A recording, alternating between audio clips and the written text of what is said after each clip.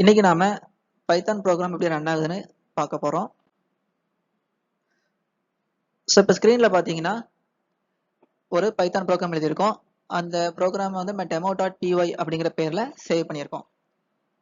இப்போ நம்ம இந்த ப்ரோக்ராம் ரன் பண்ணும்போது பைத்தான் என்ன பண்ணும்னா இந்த ப்ரோக்ராமை எடுத்துக்கொண்டு எங்க போகுது, டோக்கன் ஸ்ட்ரீம் அப்படிங்கிற செக்ஷனுக்கு போகுது.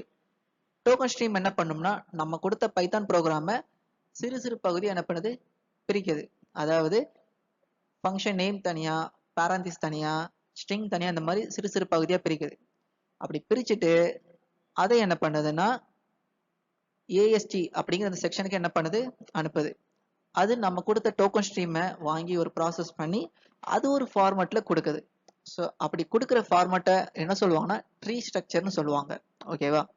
ஃபர்ஸ்ட் இந்த ஏஎஸ்டி அதோட விரிவாக்கம் என்னதுன்னா அப்ஸ்ட்ராக்ட் சின்டெக்ஸ் ட்ரீ. ஓகேவா?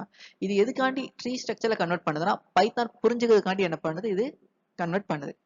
சரி, இப்போ அடுத்து என்ன பண்ணும், இந்த ஃபார்மேட்டை என்ன பண்ணும், ஏஎஸ்டி வந்து யாருக்கு கொடுக்கும்னா பைட் கோடுக்கு கொடுக்குது.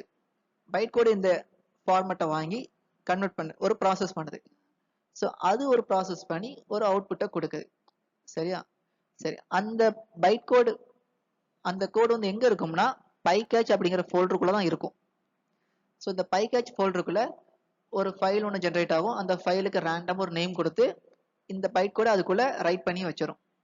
ஸோ அந்த ஃபைல் வந்து என்ன எக்ஸ்டென்ஷனில் சேவ் ஆயிருக்கும்னா .pyc அப்படிங்கிற எக்ஸ்டென்ஷனில் அது சேவ் ஆயிருக்கும். இப்போ அடுத்து என்ன பண்ணும்னா இந்த பைட் கோடை என்ன பண்ணும், எடுத்துக்கொண்டு பிவிஎம் கையில் கொடுக்குது. பிவிஎம்னா யாரு, பைத்தான் விர்ச்சுவல் மிஷின். இந்த விர்ச்சுவல் மிஷினால தான் என்ன பண்ண முடியும், பைட் கோடை படிக்க முடியும். ஸோ இப்போ கொடுத்த இந்த பைட் கோடை என்ன பண்ணுது, படிச்சு இது நமக்கு ஒரு அவுட்புட்டை கொடுக்குது. பார்த்தீங்களா? ஸோ பாருங்க, நமக்கு ஒரு அவுட்புட் வந்துட்டு. ஓகேவா? நம்ம ப்ரோக்ராமுடைய அவுட்புட் இங்கே வந்துட்டு.